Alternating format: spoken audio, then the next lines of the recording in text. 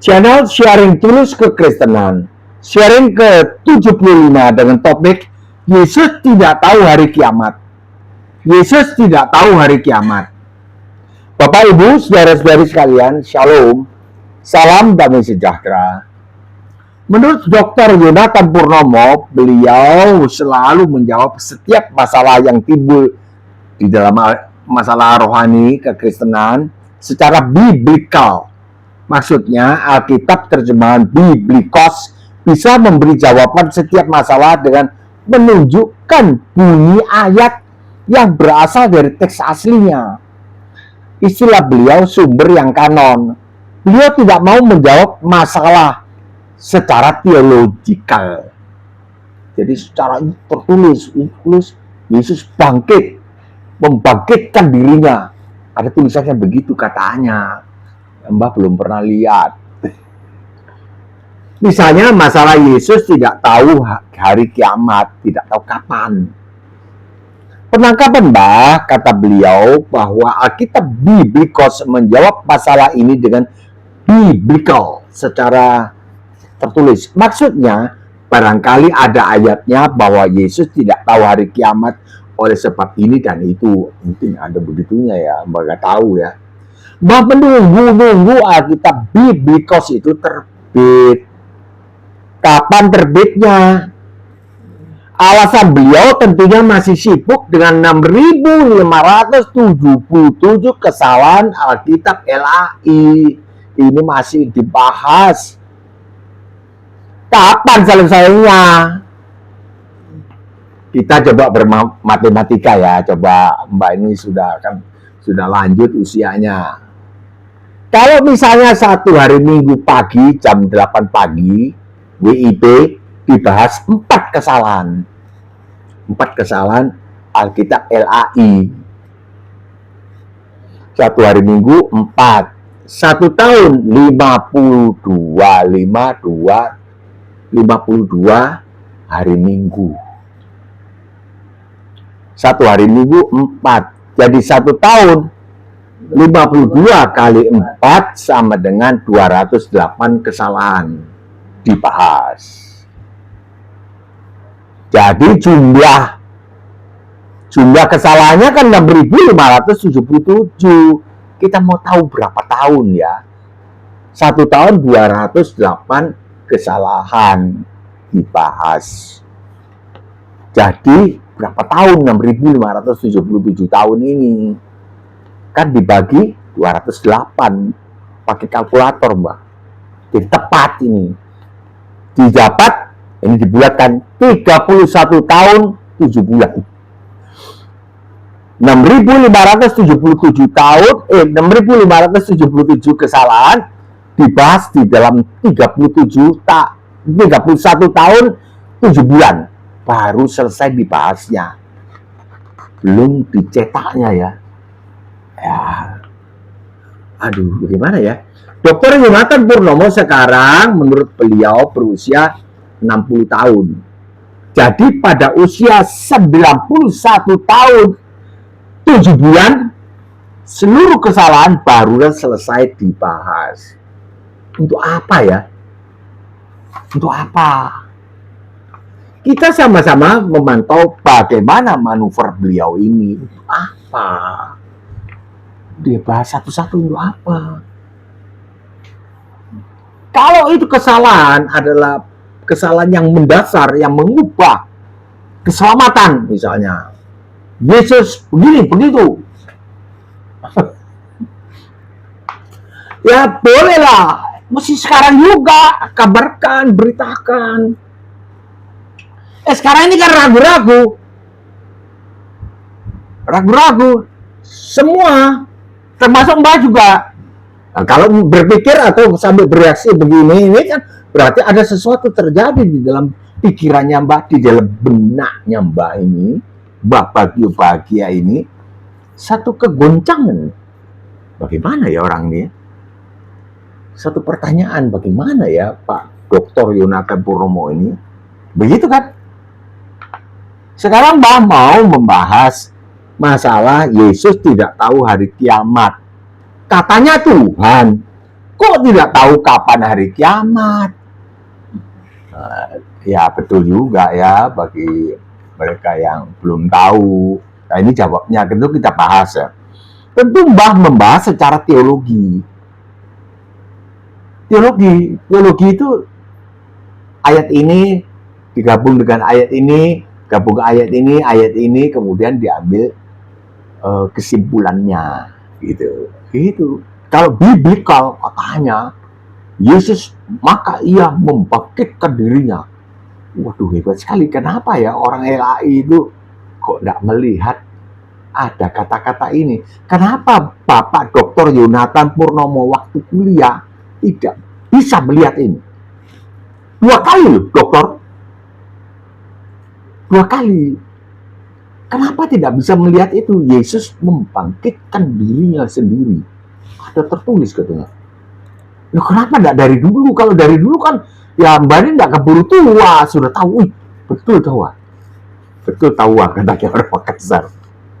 Padahal Mbak menerjemahkannya secara theological. Yesus di dalam kubur itu, Yesus terjadi transisi antara Pak Yesus dan berubah kembali kepada kodrat semula, yaitu Tuhan Yesus. Di situ kalau Pak Yesus dibangkitkan, kalau Tuhan Yesus membangkitkan diri sendiri seperti beliau sabdakan di Yohanes 10:18. Tentu Mbah membahas secara teologi, dasarnya ya Alkitab LAI. Karena dari dulu Mbah ini cuma tahu LAI. Yang dulu Alkitab LAI ini digunakan juga oleh Dr. Yonatan Purnomo sewaktu kuliah. Sampai mendapat 2 kali gelar doktor dari universitas di dalam negeri. Kalau di dalam negeri kita Indonesia tercinta ini dapat dipastikan menggunakan Alkitab, Lembaga Alkitab Indonesia. Dapat dipastikan seperti itu. Nggak tahu kalau beliau mendatangkan guru dari luar negeri atau apa ya, nggak tahu ya, nggak ngerti ya.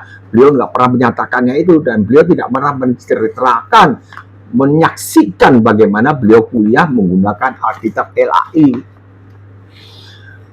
Itu bagaimana sih kok bisa nggak tahu? Setelah lulus 2 kali terus kemudian ya menunjukkan kesalahannya 6.577. Kok nembe konangan loh Mas, dos pundi toh, kok baru kelihatan kesalahannya itu LAI? Bagaimana sih? Matius 24:36. Tetapi tentang hari dan saat itu, saat kiamat katanya, saat turunnya beliau di langit, itu di Matius 24 ayat 30. Ini kan 36. Ya teologikal. Orang akan melihat aku turun dari langit. Aku datang seperti kilat memancar dari timur, melontarkan cahayanya ke barat. Jebret!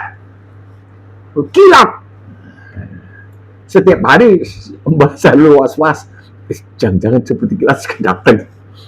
Seperti itu kehidupannya Mbak.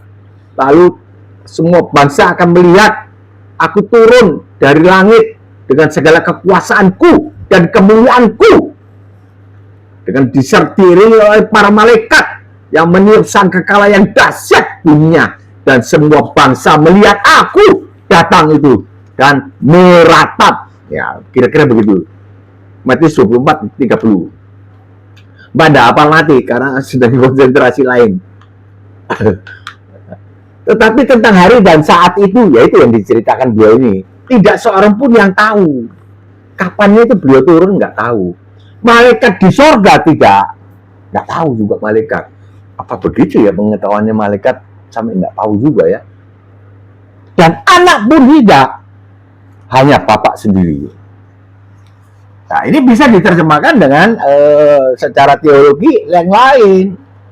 Hanya Bapak yang mau dipermuliakan, gitu kan? Itu bisa juga. Tapi ya menginterpretasikan ini berdasarkan Pak Yesus dilahirkan oleh Bunda Maria, bayi Yesus orang tuh. besar. Ya pemuda Yesus. Besar lagi Pak Yesus. Ketika beliau menyatakan bahwa dirinya beliau itu adalah anak Allah, beliau bisa merubuhkan ini yang baik Allah. Aku membangunnya lagi 3 hari. Disalibkan.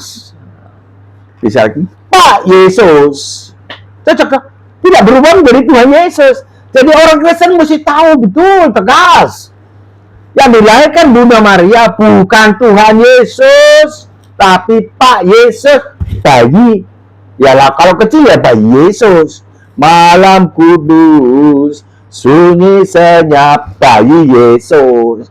Besar Pak Yesus, tidak berubah. Metamorfos. Tidak, tetap. Nah, itu kan Pak Yesus. Sampai beliau ketika bersabda ini tentang hari dan saat itu yaitu ketika beliau akan turun, jadi setelah wafat di atas kayu salib, dikubur, hari ketiga bangkit dari kematian, jalan-jalan di sekitar Galilea 40 hari dengan tubuh tembus tembok, naik ke surga. Tunggu waktunya. Ini beliau sudah ceritakan lebih dulu. Tunggu waktunya, sekarang sudah 1991 tahun. Beliau belum turun itu. Beliau akan turun sampai sekarang masih akan. Nah, beliau ceritakan ini di Matius 24 ayat 30 saat itu, ya saat aku turun dengan segala kekuasaanku dan segala kemuliaanku. Nah, tentu beliau tidak menyatakan aku Tuhan, tidak. Beliau terendah hati, merendahkan diri, mengambil rupa seorang hamba waktu dulu jadi manusia. Di atas tetap itu karakter itu yang harus kita ikuti. Gak pernah bilang, sembahlah aku. Itu Lukas 4 ayat 6, itu yang mengatakan. Jadi kalau kau Yesus menyembah aku, nah itu kan dia nuntut. Pak Yesus tidak pernah menuntut. Bersyukur Alkitab tidak pernah. Tapi disembah tidak nolak, karena itu kodratnya beliau yang di dalamnya itu. Tuhanku, Allahku, Thomas bilang gitu. Ya enggak ditolak. Jangan nyembah saya. Saya manusia, tidak. Tetap diterima karena beliau adalah Tuhan sebenarnya. Kan gitu. Itu ya pikiran teologi. Kan begitu. Ya kalau Pak Dr. Yonatan Purnomo bilang bisa tertulis secara biblikal, ya monggo sekarang lah. Beritakanlah, jangan ribut dengan itunya, nuding LAI, gak usah, anggap aja LAI, ya tidak serius lah, atau apalah, pasif lah, atau nggak tahu apalah yang negatif. Mbak nggak berani ngomongin, hati-hati sekali, karena diawasi YouTube, YouTube tegur, nggak boleh tag. Sembodai, tidak boleh. Jadi hari itu tidak seorang pun yang tahu. Malaikat tidak tahu di sorga juga tidak, dan anak pun tidak, hanya Bapa sendiri. Yang dimaksud anak adalah anak Allah atau diri beliau sendiri, yang adalah firman Allah yang menjadi manusia di Yohanes 1:14. Jadi pada saat beliau menyatakan sabda di Matius 24:36 ini tentang beliau tidak tahu hari kiamat, ya, sebenarnya wajar saja. Wong Jawa ngarani wajar, bodoh, ya sebab lumrah, wajar. Sebab saat itu beliau berkata selaku manusia, bukan selaku Tuhan, karena menampil selaku manusia. Menampil itu artinya kan bukan aslinya.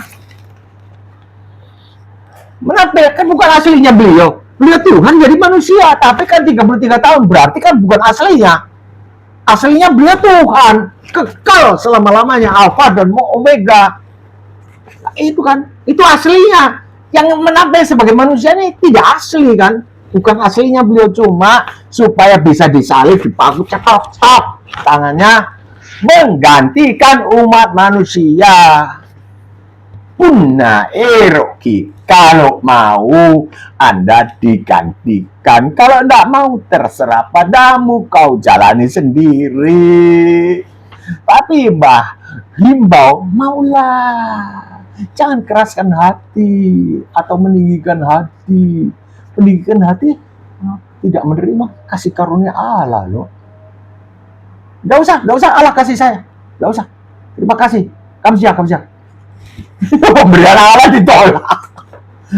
Itu saya nggak betul. Jadi kalau ada yang mengatakan bahwa Yesus tidak tahu kapan hari kiamat, jadi Yesus bukan Tuhan. Ungkapan ini benar sepenuhnya. Tidak tahu hari kiamat, jadi Yesus bukan Tuhan. Memang. Sebab Yesus masih dalam rangka menampilkan diri sebagai manusia. Betul. Bukan Tuhannya itu itu tok. 33 tahun. Menampilkan diri, tapi beliau tetap Tuhan. Markus 2 ayat 10. Tetapi supaya kamu tahu bahwa aku adalah Allah yang berkuasa mengampuni dosa. Seperti ya dalilmu. Dalilnya orang Farisi dan ahli Taurat pada waktu itu, orang-orang yang hadir di situ adalah siapakah yang berani bisa mengampuni dosa selain daripada Allah. Itu kan pengertian daripada orang-orang Farisi dan ahli Taurat saat itu adalah kalau Allah itu yang berkuasa mengampuni dosa itu. Tapi di ayat itu Pak Yesus tidak menyatakan bahwa beliau mengampuni, ada rencana mengampuni dosa. Tidak.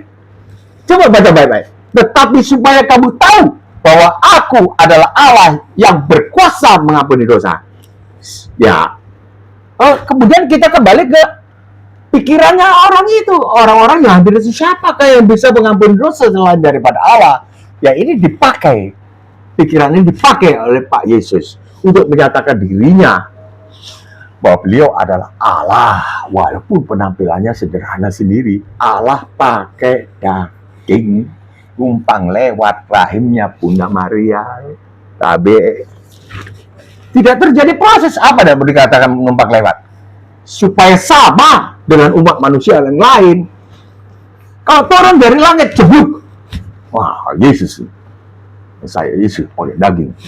Ya namanya bukan orang. Kalau orang mesti dilahirkan oleh seorang wanita. Demikian kata penjelasan pengajaran daripada Bapak Gembalaku yang sekarang sudah sakit.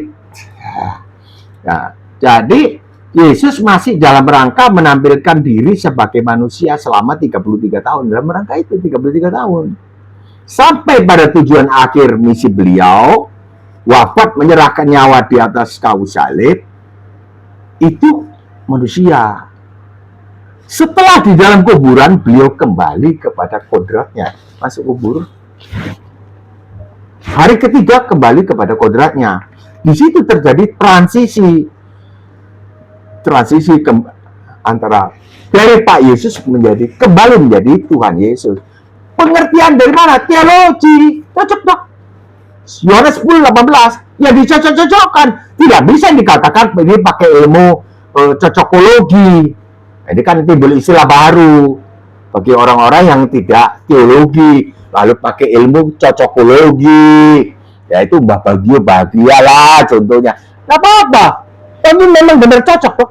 Cocokologi ini memang cocok. Aku berkuasa menyerahkan nyawaku. Aku berkuasa mengambilnya pula.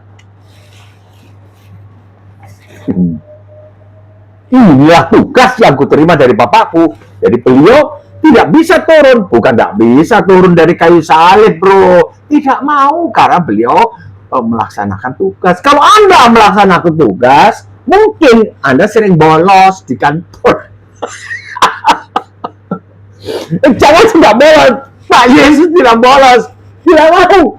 Kalau bisa, Bapak, aku nggak disalib. Itu kita memberikan semani itu.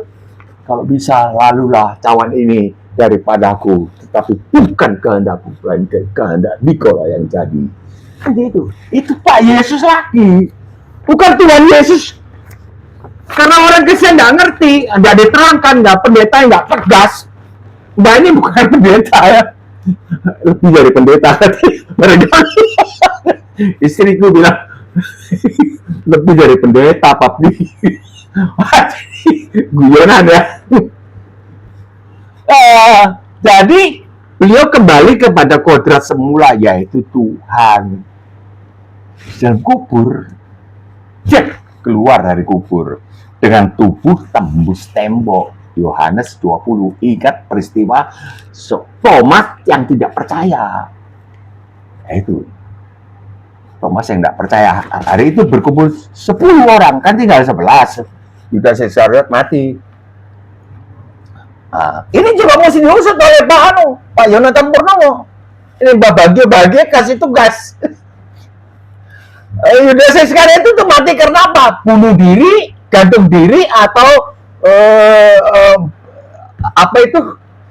menusukkan anunya ke dalam perutnya, terburai ususnya. Kan beda. Tapi itu kan tidak mempengaruhi keselamatan kita.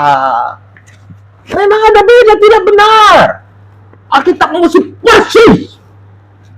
Iyalah.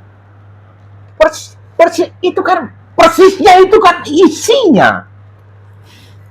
Ada banyak yang perlu dipertanyakan, itu yang perlu dibahas. Nggak usah hurufiah dibahas, nggak usah Pak, Om Yonatan, nggak usah. Om, aku nggak manggilnya Dek, Adek, nggak usah Dek. Itu masalah ini yang penting. Kenapa ya Yudas Iskariot ditentukan? Ayo, Mbak sudah melenceng. Jadi Yohanes itu ketika itu tinggal 11 orang, kumpul 10 orang, Thomas nggak ada. 10 orang kumpul di dalam sebuah rumah, lock, terkunci pintunya. Tuhan Yesus, bukan Pak Yesus, masuk tanpa melalui pintu, tembus tembok. Damai sejahtera bagi kamu. Kira-kira begitu bunyi salamnya. Ya, kemudian tembus, hilang lagi.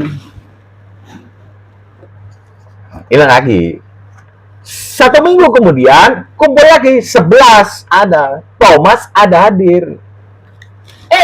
Enggak. Ini besoknya 10 orang ini bertemu dengan Thomas. Thomas sini. Itu guru betul, bangkit, kemarin datang. Thomas bilang apa? Sombongnya. Itu cirinya Mbak. Sebelum aku mencucukkan jariku ke dalam lubang bekas paku, nah inilah perlunya Yesus yang asli, tangannya berlubang, yaitu yang sudah disalib. Kalau yang tidak disalib, bukan Yesus yang asli, namanya Yesus palsu. Orang Makassar bilang palsu. Yesus yang asli tangannya berlubang. Ini untuk membuktikan ini. Yesus yang telah berkorban ini. Telah berkorban, diutus untuk mati. Kalau sebelum aku cucukkan jariku ke dalam lubang bekas paku ini, aku ada lubang bekas tombak di lambungnya, sekali-kali aku tidak percaya. Dia bilang gitu. 1 minggu kemudian kumpul lagi 11 orang, Thomas hadir, plus Pak Yesus, Tuhan Yesus masuk, tembus tembok. Mas, sini. Padahal pintu-pintu terkunci loh, karena saat itu murid-murid takut kepada orang-orang Yahudi saat itu, takut mengikuti Yesus, takut sampai sekarang orang mau mengikuti Yesus takut macam, takut siksa, takut sengsara.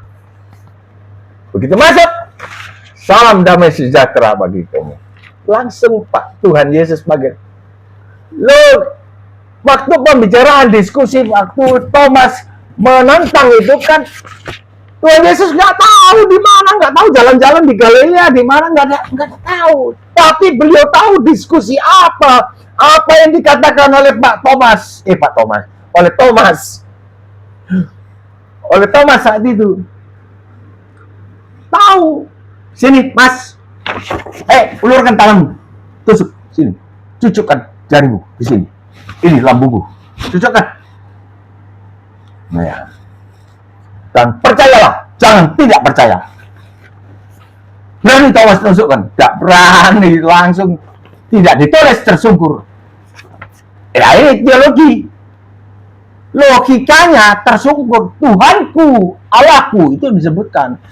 Nggak bilang Tuhanku, Allahku. Tidak, pas. Ya lebih logis. Itu kan kita pakai rasa ya yang normal lah, nggak melebih-lebihkan. Ya tersungkur. Tapi pernyataan Thomas, Tuhanku, Allahku, bukan sebuah statement yang menyatakan bahwa Yesus itu Tuhan. Bukan. Ini Thomas menyatakan. Itu kan. Kalau yang menyatakan Yesus Tuhan itu sendiri, ada banyak itu tadi. Markus 2 ayat 10. Tetapi supaya kamu tahu bahwa akulah Allah yang berkuasa mengampuni dosa. Itu statement resmi. Kalau dari Thomas, dari orang luar, pihak luar, atau seperti Petrus, ya engkaulah guru, apa? Itu kan pernyataan dari bawah. Pernyataan yang resmi dari atas. Beliau sendiri. Itu kemana-mana. Yesus menampilkan diri selaku Tuhan di ayat sebelumnya, yaitu saat beliau memberitahu hari kiamat. Di ayat sebelumnya, Matius 24-27, sebab sama seperti kilat memancarkan cahayanya dari sebelah timur dan melontarkan cahayanya sampai ke barat.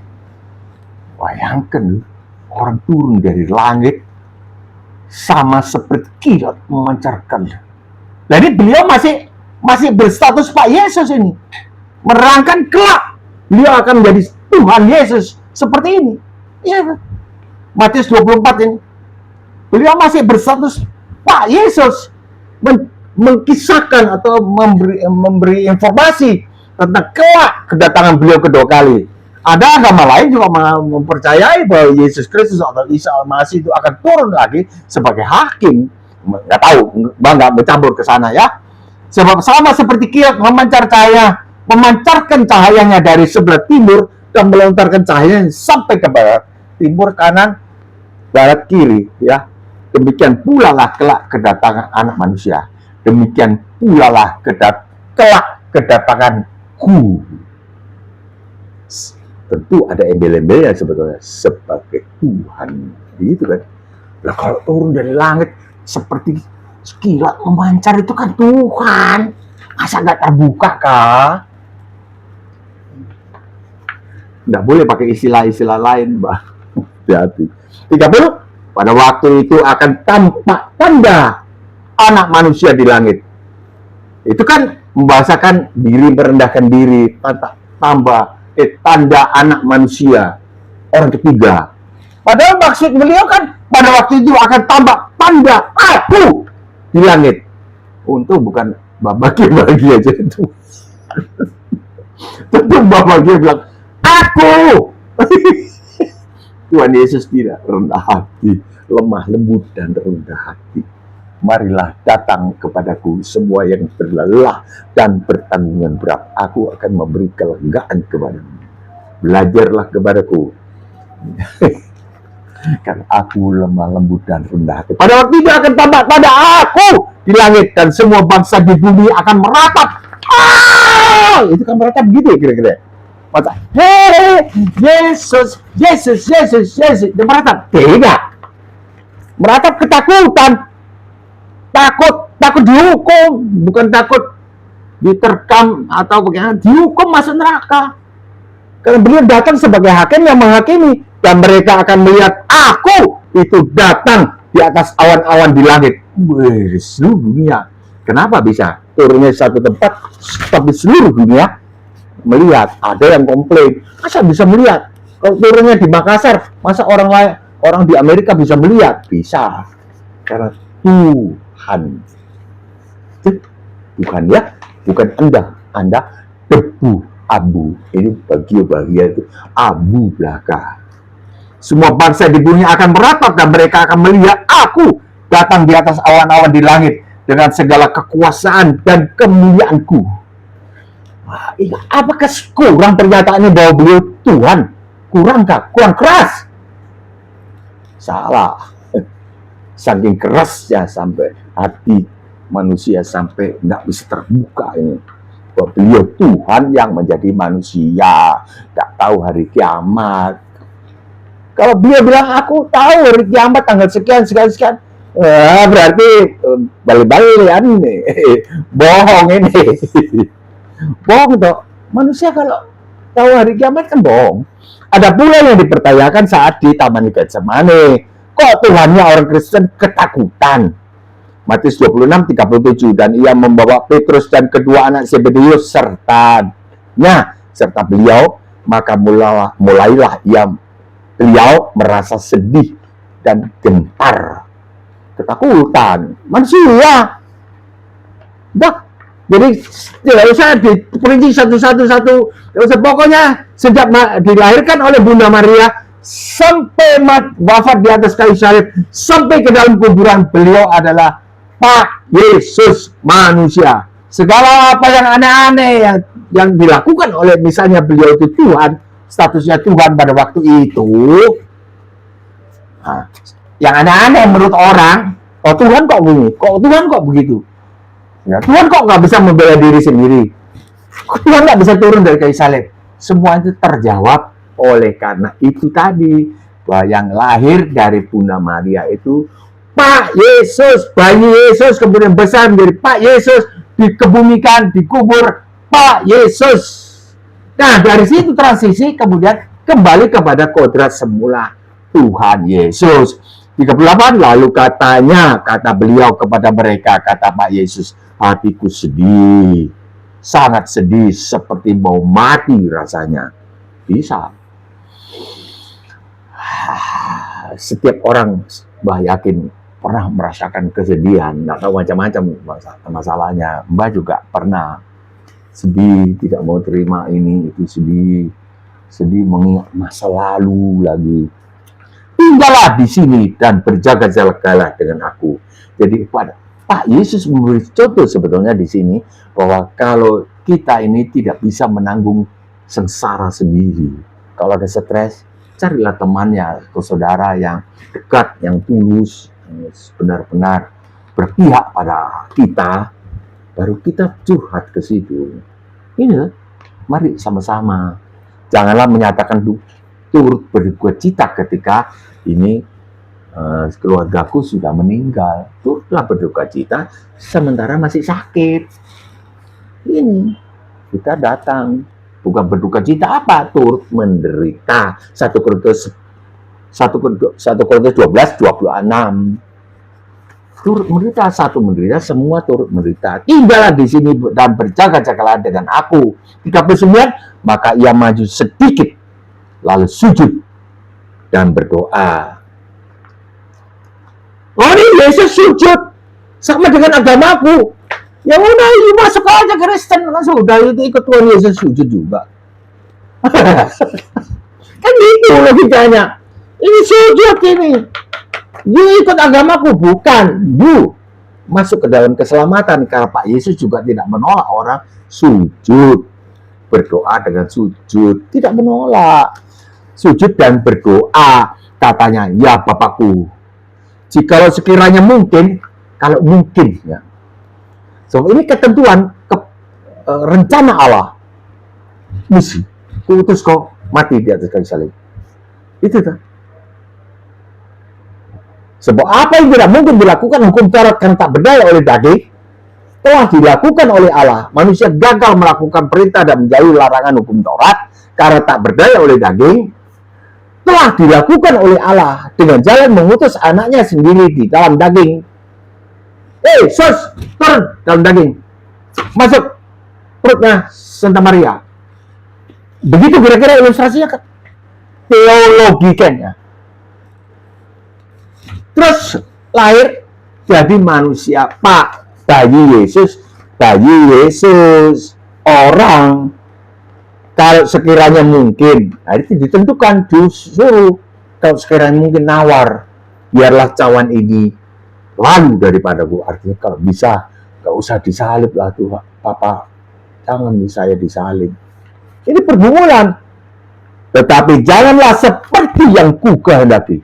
Ini ketaatan beliau. Jadi kita juga bergumul begitu.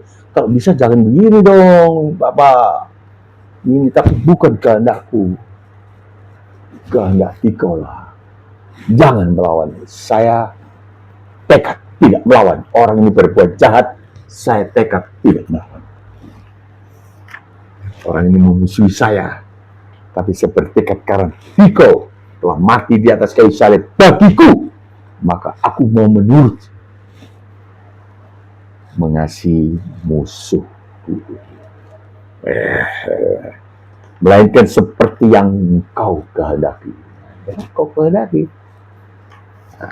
Lukas 22:44, pindah sedikit. Ya, memang teologi. Ia sangat ketakutan. Ya, ini menurut Lukas. Dan semakin bersungguh-sungguh berdoa. Berdoa sungguh-sungguh ya ketakutan. Peluhnya menjadi seperti titik-titik darah yang bertetesan ke tanah. Banyak deh, dahsyat.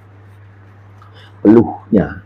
Jadi nggak ngerti darah kok bisa masuk di peluh bagaimana? Nggak tahu ya ini. Apa ada di Alkitab Biblikos diterangkan bahwa nanti pembuluh darahnya pecah lalu campur dengan keringat dengan semua sekresi yang dibuang. Mungkin ada begitunya Alkitab Biblikos ya. Nggak tahu Mbak. Tapi di sini semua pakai analogi. Pakai logika. Peluhnya menjadi seperti titik darah yang bertetesan ke tanah. Kok Tuhannya orang Kristen ketakutan sampai gini? Bukan, jelas total. Sudah telas, ini sudah langsung menjawab langsung. Jikalau beliau yang selaku manusia kemudian berkenan menampilkan ketuhanan beliau, ini kan tadi jelas beliau manusia, takut, mau disalib ya, dicoblos. Beliau kan tahu orang Yahudi. Tapi jikalau beliau berkenan, beliau selaku manusia kemudian berkenan ya, sewaktu-waktu menampilkan ketuhanan beliau seperti di Yohanes 18 ayat 4. Maka Yesus yang tahu semua yang akan menimpa dirinya ketika mau ditangkap itu loh, ngaju ke depan dan berkata kepada mereka, siapakah yang kamu cari? Siapakah yang kamu cari? Jawab mereka, Yesus dari Nazaret. Katanya kepada mereka, kata Pak Yesus kepada mereka, akulah dia. Atau akulah dia. Akulah dia. Atau akulah dia. Ya nggak tahu seperti apa suaranya kan nggak dimasukkan di itu, nggak ditulis berkata dengan keras atau bisik-bisik. Akulah dia. Enak kiannya. Akulah dia. Yudas yang mengkhianati dia, mengkhianati Pak Yesus berdiri juga di situ bersama-sama mereka. Ini yang mengkhianati. Nah, ketika Pak Yesus berkata kepada mereka, akulah dia, entah pakai bentak atau seperti mbah suaranya keras atau bisik-bisik, akulah dia. Mundurlah mereka dan jatuh ke tanah. Bayangkan enggak bilang, akulah dia. Enggak begitu. Akulah dia. Nah, gitu dah. Sebab piringnya juga. Kenapa? Setiap hari aku mengajar di bait Allah. Kenapa kau tidak tangkap? Kenapa kau pakai tanya-tanya? Setiap hari aku ada di situ. Ya ini perlu Pak Jonathan Purnawan jelaskan juga. Yang mesti dijelaskan ininya. Arti kalimat ini, arti ayat ini, jangan cuma katanya saja. Ini salah, ini salah, ini salah, ini mesti begini. Aduh, yang merah, yang kuning, yang aduh. Ya sudahlah Pak, Bapak teliti. Tapi kenapa Bapak dari dulu tidak tahu? Terangkanlah. Ini kan jadi aneh. Kalau dulu Alkitab LAI itu memang diketahui tidak ineransi. Tidak ineransi itu artinya barangkali tidak kanon, tidak berasal dari sumber yang asli. Ya berarti ijazahnya Bapak ini kan ijazah dari belajar Alkitab yang tidak ineransi. Malu dong Pak. Kalau saya nggak mau nampilkan gitu Pak. Kalau saya sedang berada di oposisi LAI, itu kan Bapak kan berada di oposisi. Bapak, saya nggak mau nampilkan itu. Dokterku dari Amerika misalnya, dulu pakai LAA, Lembaga Alkitab Amerika, American Bible Society, kayak begitu, LAA. Itu kalau sekarang malu Pak. Dokternya berdasarkan Alkitab LHI. Lalu Bapak berada di oposisi, tidak menolong, tidak kasihan. Kan yang dikehendaki oleh Allah sekarang ini, yang ku kehendaki adalah belas kasihan, bukan persembahan. Belas kasihan kepada siapa? LHI. Aduh, kasihan. Mari, ku tolong. Walaupun misalnya pihak LHI tidak, saya nggak yakin lah. Saya nggak yakin. Ya nggak tahu kenyataannya. Tapi saya menunggu itu surat yang sudah 45 tahun yang diajukan kepada LHI. Pak Anwar Chen, ayo toh, aktif. Mari kita bersatu. Jangan bantulah LHI. Kasihan. Kalau dia diem aja, atau dia balelo, atau dia istilah apa ya, memang betul-betul ignorant. Orang yang ya tidak logik lah. Ya kita bersikap lain lah. Sebab Tuhan kan bilang, ya anggaplah dia jahat lah, LHI jahat terhadap Pak Yonatan. Anda berkewajiban mengasihi dia. Kasihlah musuhmu. Matius 5, 44, 43 tuh ya. Ada tertulis, telah difirmankan kepada nenek moyang, kasihlah sesama manusia dan bencilah musuhmu. Tetapi aku berkata kepadamu, kasihlah mereka yang musuhmu, kasihlah mereka yang menganiaya kamu. Berdoalah bagi orang yang menganiaya kamu. Paling kurang berdoa Pak Anda, jangan disiarkan Pak. Kasihan dong LHI dong. Dan kasihan orang-orang, umat manusia ini loh Pak, yang mencari keselamatan. Kasihan dong Pak. Mereka kan bingung, ini gimana toh? Alkitabnya Alkitab palsu. Nah, para penyesat, welcome to my religion. Datang, terbuka pintu, jadi ikut kami. Nah, keselamatan apa yang diberikan oleh mereka? Sampai sekarang belum pernah ada orang yang memberitakan satu keselamatan lain selain daripada Yesus Kristus. Belum ada. Bagio, kamu ikut sini ya, kamu selamat nanti. Oke, karena dalilnya begini-begini. Tidak ada. Tidak ada. Karena ini suruh menyelamatkan diri sendiri. Bagaimana? Nggak bisa. Sekarang mau nggak marah, marah lagi.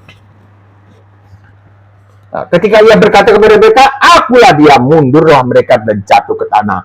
Ada lagi satu yang sering dipertanyakan, yaitu Tuhannya orang Kristen kok berseru-seru kepada Allah. Ini pertanyaannya sudah bosan lah, sudah deprak. Jadi nggak usah tanya lagi. Baik orang Kristen maupun non-Kristen, atau ya kalau non-Kristen katanya kasar, ya orang yang belum percaya. Ya tegasnya aja, kalau itu kan banyak orang yang halus, kelihatannya halus, tapi di dalamnya ya begini-begini. Kalau Mbak ini tegas, tapi lurus, lembut segi nyawaku kodong. Pertanyaan, Tuhannya orang Kristen kok berseru-seru kepada Allah? Yohanes 27, 46, kira-kira jam 3, berserulah Yesus dengan suara nyaring.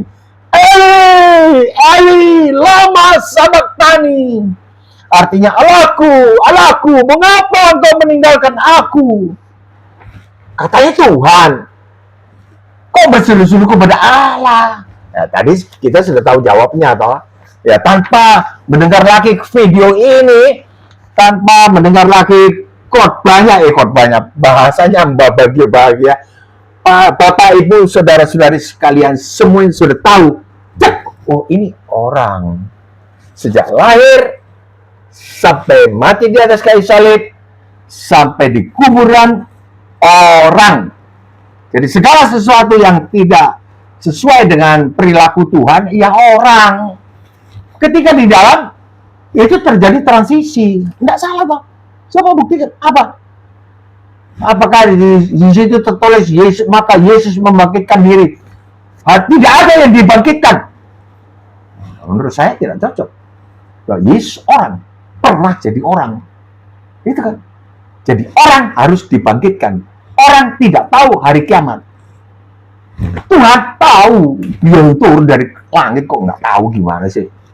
Seperti robot itu. Kekuasaanku. Kemuliaanku. Dan aku akan memerintahkan menyuruh malaikat-malaikatku mengumpulkan orang-orang pilihanku. Bukan Tuhan itu. Ngeri deh. Yesus berseru-seru pula dengan suara nyaring. Apa ini? 50. Ayat 50. Sudah genap. Tidak ditulis. Lalu menyerahkan nyawanya. Sudah selesai. Jadi berseru-seru, Allahku, Allahku, mengapa engkau meninggalkan aku? Coba dong Pak Yonatan, terangkan. Artinya apa? Ini kan beliau menggantikan posisi umat manusia. Berseru-seru kepada Allah, terpisah dari Allah. Yaitu di kitab Kejadian ketika mereka, Adam dan Hawa, diusir dari Taman Eden. Kalau dari Taman Eden memang tidak tulis dari hadapan Allah, tidak. Dari Taman Eden, tapi dari Taman Eden itu representasi daripada diusir dari mana? Dari hadapan Allah. Allah memasang kerubion, malaikat yang memegang pedang yang bernyala-nyala, menjaga jangan sampai Adam dan Hawa ini makan buah pohon kehidupan supaya jangan hidup kekal. Itu kan berarti terjadi perpisahan dengan Allah.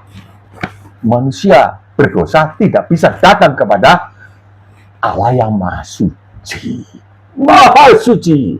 Yang tidak ada toleransi terhadap dosa. Menghukum dosa. Tapi menghukum dosa di atas kurban. Yesus berseru pula dengan suara nyaring. Tentu suara ini tidak ditulis. Tapi yang tentu maksudnya adalah sudah selesai. Atau sudah genap, sudah ku jalani, sudah ku selesai, ku gantikan semua umat manusia bisa. Sudah ku genapi tuntutan hukum Taurat. Roma 8 ayat 4. Artinya hukum Taurat tetap berlaku dari dulu sampai kekal. Tetap ada. Karena itu representasi daripada pribadi Allah sendiri. Kekudusan beliau. Itu tak? Tetap berlaku. Sudah genap. Tapi hukum Taurat ini tidak bisa dipakai, digunakan sebagai dasar menuntut. Maksud mereka tidak bisa. Bahkan walaupun oleh Tuhan Yesus sendiri selaku hakim, beliau tidak pakai hukum Taurat untuk menuntut. Masuk neraka kok. Karena bagi orang yang sudah mau digantikan, Roma 8 ayat 1. Jadi, tidak ada penghukuman bagi mereka yang ada di dalam Kristus Yesus. Tidak ada. Penghukuman dari mana? Dari sang hakim. Sang hakim dasarnya apa? Alkitab itu digenapi. Maka itu beliau berseru, sudah genap. Itu sambil serah aku. 51. Dan lihatlah tabir bait suci terbelah dari atas sampai ke bawah. Tabir itu korden. Apa ya? Tirai. Tabir, tirai. Bahasa Indonesia tirai. Korden, bahasa Belanda. Ya, kalau bahasa Inggrisnya barang curtain. Barangkali itu. Belajar lah, sudah tua belajar. Lihatlah tabir bait suci terbelah dua. Nah, ini bait Allah ini di kota Yerusalem. Pak Yesus waktu itu masih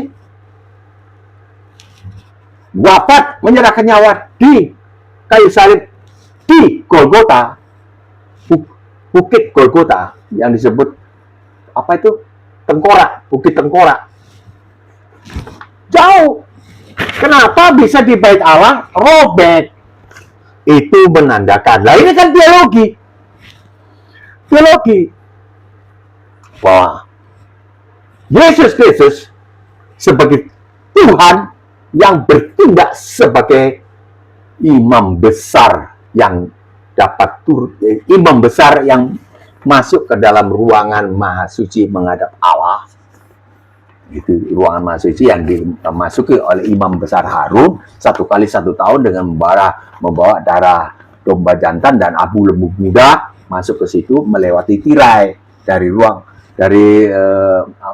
tempat korban, dari halaman masuk ruangan suci masuk ruangan maha suci dengan ruangan suci terpisah oleh tirai. Jadi waktu masuk beliau melewati tirai. Nah, tirai ini robek ketika Pak Yesus menyuruh sudah kena, syak, turun. Jadi sudah terjadi pengampunan ketika darahnya Pak Yesus tertumpah. Minumlah semua kamu dari cawan ini, karena inilah darahku, darah perjanjian yang ditumpahkan bagi banyak orang, bukan bagi orang Kristen saja, bagi banyak orang yang merasa dirinya orang, mau agama apa aja, biar agama ini dia tetap, oh iya untuk saya ya, biar tetap di agamanya untuk pengampunan dosa, karena inilah darahku yang ditumpahkan bagi banyak orang yang untuk pengampunan dosa. Balik, minumlah kamu semua dari tawan ini, karena inilah darahku, darah perjanjian yang ditumpahkan bagi banyak orang untuk pengampunan dosa. Darah tertumpah, baru ada pengampunan. Bukan, nggak ada apa-apa, ya ku ampuni kau. Itu bukan Allah. Ini jelas, kalau Allah mesti ada darah tertumpah. Nah, baik suci, tabir itu terbelah. Terbelah berarti beliau membawa darahnya sendiri. Inilah darahku, Abah. Allah yang maha suci, yang menghanguskan. Jangan main-main, jangan hina-hina, jangan takutlah. Lebih baik berpikir, benar ini. Jangan berpikir meremehkan, jangan. Barangkali benar, itu. Barangkali benar. Walaupun Anda tidak percaya sekarang, tapi jangan menghina. Jangan. Saya ingatkan. Sudah ada, Mbak nggak mau cerita lagi lebih banyak, kepanjangan ini sudah 51 menit. Beliau menghadap Allah sehingga kita semua dapat pengampunan yang mau digantikan oleh beliau. Tidak ada penghukuman. Beliau pegang hukum Taurat. Matius 5, 20-48 itu adalah hukum Taurat versi baru.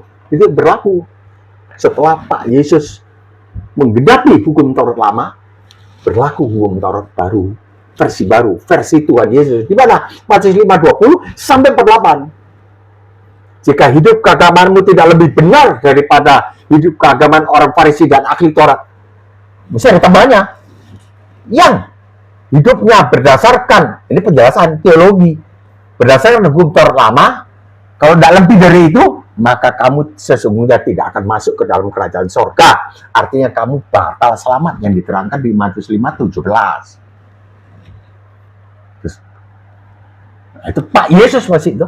Pak Yesus masih. Matius 5:21, kamu telah mendengar firman, jangan membunuh.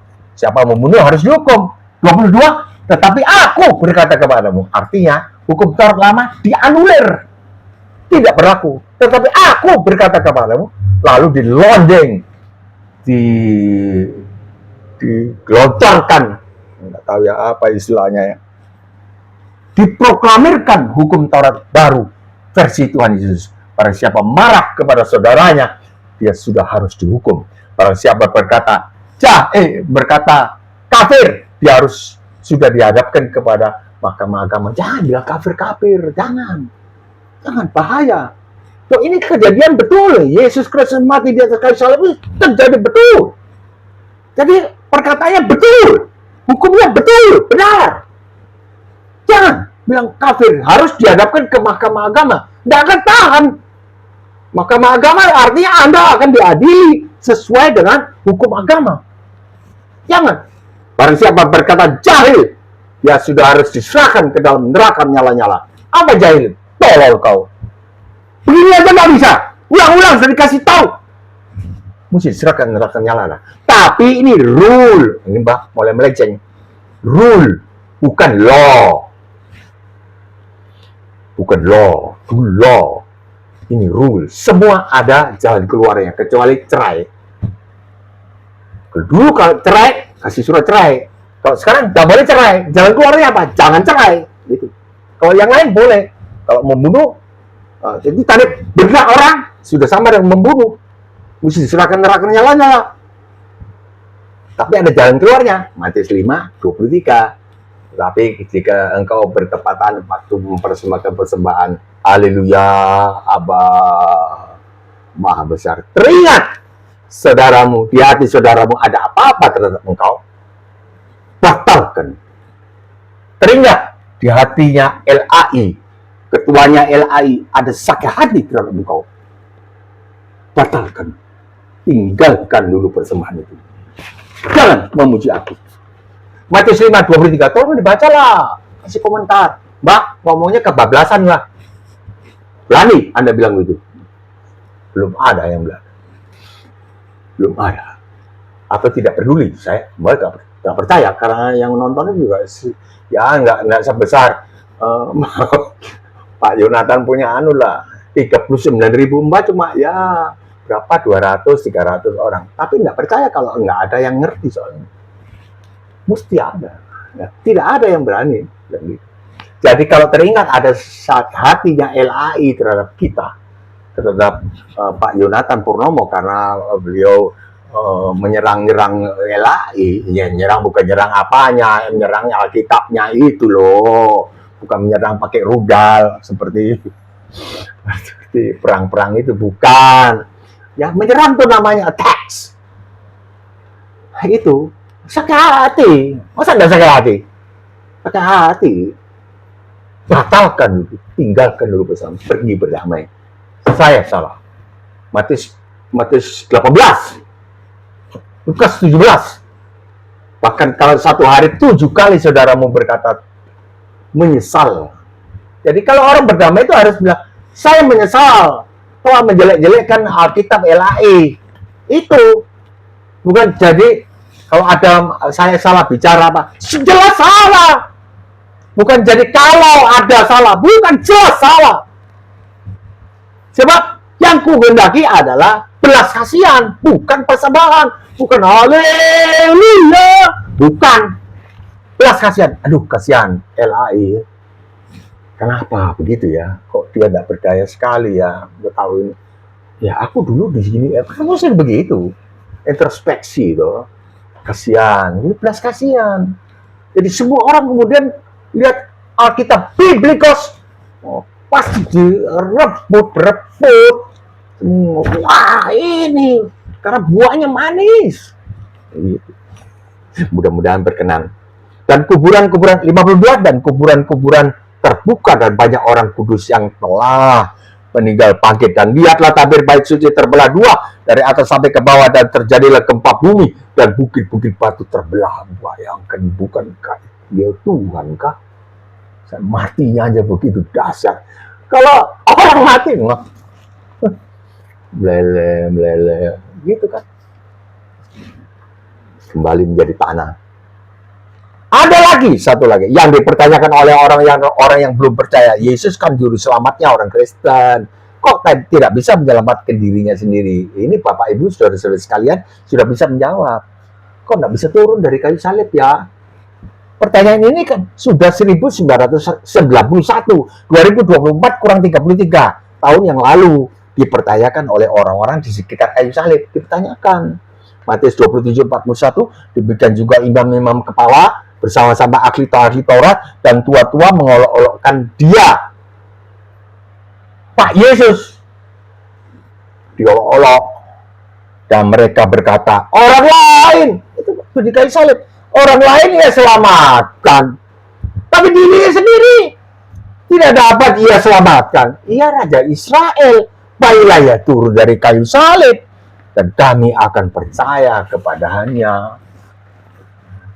Bukan tidak bisa, bro, sis, tapi tidak mau turun karena sedang melaksanakan tugas. Kalau bilang tidak bisa, itu berarti ya Anda suka bolos.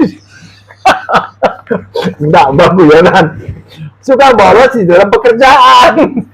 Karena karyawan yang bawah ini ya seringkali bolos. Belum jam 12 sudah keluar beli mie bakso. Setengah 2 baru masuk. Ya lah ini kan sering bolos. Jadi beliau tidak mau bolos di atas kayu salib. Tetapi bukan kehendakku yang jadi, melainkan kehendak Engkau. mati. Jadi kita yang mau digantikan tidak usah berseru-seru di atas, berseru-seru, Allah, tidak usah. Yesus, tolong saya, tidak usah. Kalau mau digantikan, karena beliau sudah berseru-seru, kita cukup bilang, Bapak, ini YouTube-ku 33, Bapak. Ini praktik, Mbak, praktik. Pertemukan saya dengan guru, supaya bagaimana ya? Mengapa ya? Dua channel ini, satu channel ini selalu muncul, yang satu ini tenggelam. Padahal sama caranya, settingnya sama. Bapak, gimana Bapak? Nggak usah. Pasti beliau sudah mendengar. Karena saya datang dengan darahnya domba jantan Yesus Kristus. Yang menggantikan aku. Bersuruh-suruh. Ini belum dibahas. Beliau bertindak selaku domba jantan, domba Paskah. Ini ada lagi. Banyak. Selaku domba, selaku hakim, selaku anak Allah, mati di atas kayu salib, menggantikan, bukan ngampuni. Walaupun ya, pencurahan darah beliau adalah untuk pengampunan. Tapi setelah darah tercurah, bukan ngampuni itu. Darah tercurah baru ada pengampunan. Kalau darah tidak tercurah, darahnya maha kudus loh. Nah, dulu pakai darah domba, itu kan simbolik atau nubuatan daripada ini. Sampai sekian dulu. Tuhan memberkati para penonton semua dengan serta keluarga. Turunlah segala berkat rohani dan jasmani. Rohani terbuka pikiran ya Tuhan, terbuka pengetahuan bahwa Yesus Kristus sejak dilahirkan sampai mati di atas kayu salib sampai di dalam kuburan adalah orang Pak Yesus. Jadi tidak tahu hari kiamat itu wajar, menyatakan tidak tahu sebagai manusia. Ketika turun dari langit seperti kilat memancar, Tuhan Yesus, Tuhan datang di kau, datang dengan segala kemuliaan dan kekuasaan di kau, Tuhan Yesus Kristus. Aku menyembah kepada Engkau ya Tuhan Yesus Kristus. Nama di atas segala nama, nama yang di dalamnya saya dan kami umat manusia beroleh selamat ya Tuhan. Terima kasih Tuhan Yesus. Bukakan kepada seluruh penonton video ini, urapi mereka semua. Dalam nama Tuhan Yesus Kristus, karuniakan ekonomi baik, kecukupan dan kemudahan dalam berusaha. Ya Tuhan, itu hal yang sederhana sekali. Sampaikan masuk mereka ke dalam surga kekal selama-lamanya ya. Dalam nama Tuhan Yesus Kristus. Amin. Jika berkenan, tekanlah subscribe, berlangganan. Kalau suka tekanlah like, jempol yang ke atas, atau share, bagikanlah video ini kepada keluarga atau teman-teman yang ya, supaya mereka tahu bagaimana hal seluk-beluknya. Yesus tidak tahu hari kiamat. Ya. Bisa komentar, Mbak sangat hargakan. Terima kasih sebelumnya. Baik komentar yang positif maupun komentar yang korektif. Ya. Terima kasih. Sampai jumpa besok. Insya Allah. Shalom.